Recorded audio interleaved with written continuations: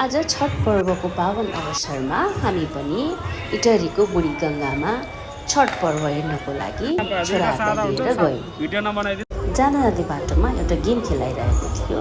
यसो भिडियो खिच्न खोजेको, भिडियो खिच्न दिएन। त्यस पछाडि हामी अघि बढ्दै गयौँ। जाँदाखेरि हामीले बुढी खोलाको पुल मुनितिरबाट छठ पूजा भइरहेको ठाउँतिर गयौँ र पारिपट्टि मुख्य घाटतिर गङ्गा आरतीको तयारी भइरहेको थियो। अत्यन्तै रमणीय दृश्य देखिरहेको थियो। बाटोमा केटाकेटीहरू खेलाउनासँग रमाइरहेका थिए। बच्चाहरूलाई देखेर आफ्नै बालपनको याद आयो।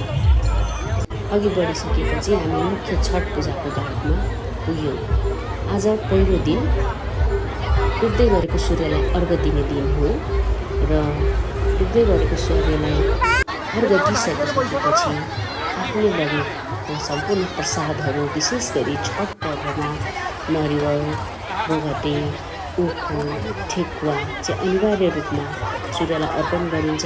इटहरीको बुढी गङ्गामा मनाइने छठ पर्व चाहिँ छठ पर्व समारोह समितिले आयोजना गर्ने भएको हुनाले यहाँको छठ पर्व चाहिँ अत्यन्तै व्यवस्थित हुन्छ। एकदमै राम्रो, सुन्दर, सफा, फराकिलो हुन्छ, एकदम राम्रो हुन्छ।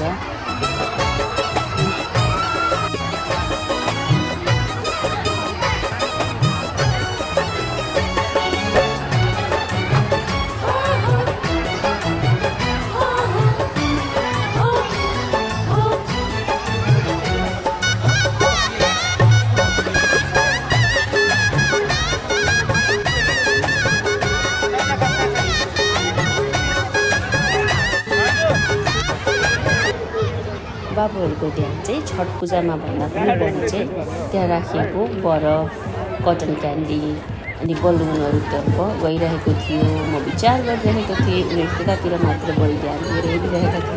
त्यस पछाडि हामी अगाडि बढ्दै गयौँ। माथि डाँडामा छठ पर्व सेवा समितिले विधिवत कार्यक्रम गरिरहेको थियो। त्यहाँ चाहिँ विभिन्न सङ्घ संस्थाहरूले आफ्नो सेवाहरू प्रदान गरिरहेको थियो। त्यही क्रममा हाम्रो road track club of Itahari, road track club of सुन्दर हरिचा र रोड ट्र्याक क्लब अफ सुनसरीले संयुक्त रूपमा निःशुल्क शुद्ध पिउने पानी र जुस वितरण गरिरहेको थियो। त्यहाँ आउने भक्तालु श्रद्धालुहरूको लागि उहाँहरूले निःशुल्कमा पानी बाँडिरहनु स्टेजमा आयोजक समितिको कार्यक्रम पनि चलि नै रहेको थियो। माथि डाँडाबाट छठ पूजा गर्ने स्थान चाहिँ कस्तो राम्रो देखिरहेको थियो। पर रोटेपिङ पनि कस्तो झिलिमिली मजाले देखिरहेको थियो। सबै बत्ती नै बत्ती बोलेको छठ पूजा गर्ने